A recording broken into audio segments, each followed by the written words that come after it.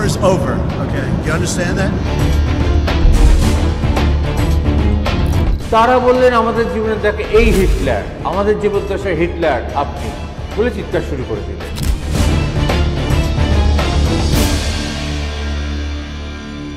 নমস্কার, বিয়ন্ড বর্ডার্সে আপনাদের স্বাগত। দেখুন, একটা কথা খুব বারবার মনে হয়, মার্কিন প্রেসিডেন্ট ডোনাল্ড ট্রাম্প নিজেকে যত বেশি করে শান্তির দূত হিসেবে প্রতিষ্ঠার চেষ্টা করেন, দেখা যায় তত বেশি তিনি অশান্তির মধ্যে পড়েন। আজকেই ধরুন না, গাজায় শান্তি চুক্তি, তার সমাধান সূত্র, রাফা, এগুলো নিয়ে এখন সবাই সব কিছু জানে। ইসরায়েলের পার্লামেন্টের প্রথিতযশা যুদ্ধবাজ বলে পরিচিত নেতানিয়াহুকে পাশে রেখে তিনি যখন বক্তব্য রাখছিলেন, তখন আচমকাই একদম অপ্রত্যাশিতভাবে চিৎকার চেঁচামেচি শুরু হয়ে গেল। সদস্যরা, ওই পার্লামেন্টের সদস্যদের মধ্যে কেউ কেউ প্রতিবাদ করলেন এবং বললেন যে প্যালেস্তাইনকে স্বীকৃতি দিতে হবে। এমত অবস্থায় বক্তৃতা থামিয়ে দিলেন ডোনাল্ড ট্রাম্প, দাঁড়িয়ে গেলেন এবং বেশ খানিকক্ষণ এই ঝামেলা ঝঞ্ঝাট চলল।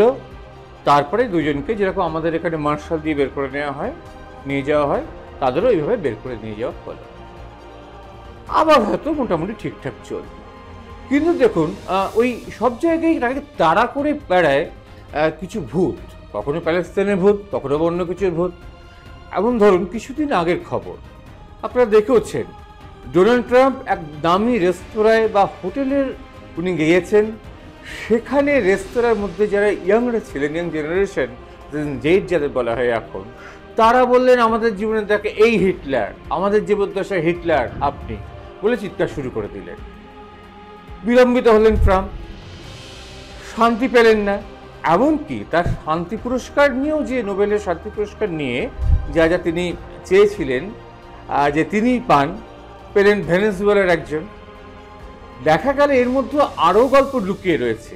ভেনেজুয়েলা থেকে যিনি পেলেন, তিনি আবার ট্রাম্পের প্রশংসায় গদগদ, এবং অ্যাট দ্য সেম টাইম যখন গাজায় গণহত্যা হচ্ছিল তখন তিনি ইসরায়েলের সমর্থক ছিলেন।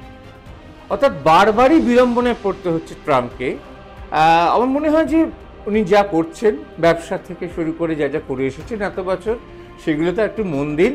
এমত অবস্থায় মধ্যপ্রাচ্যে যে শান্তি প্রতিষ্ঠা করতে চাইছেন ট্রাম্প এবং শান্তির দূত হতে চাইছেন, কিন্তু কতটা পারছেন তা নিয়ে সন্দেহ থাকছে। গাজায় যখন যুদ্ধবিরতির প্রস্তাব দেওয়া হলো, দুপক্ষই মেনে নিল, ইসরায়েলের দিক থেকে এবং অবশ্যই হামাসের তরফ থেকে। তারপরেও ইসরায়েল কিন্তু ক্ষেপণাস্ত্র ছুটতে লাগলো, হামলা হলো, সবই হলো। কিন্তু ভদ্রলোক যেহেতু নেতানিয়াহু, ভদ্রলোকের নাম যেহেতু নেতানিয়াহু, তারও তাতে কোনো ভ্রুক্ষেপ নেই, নিন্দিত এবং ধিক্কৃত। আর তার সমর্থক হিসেবে ততোধিক নিন্দিত হচ্ছেন আমাদের মার্কিন দেশের প্রেসিডেন্ট ডোনাল্ড ট্রাম্প। এমনকি দেশের মধ্যেও তাকে নিয়ে অশান্তি বাড়ছে।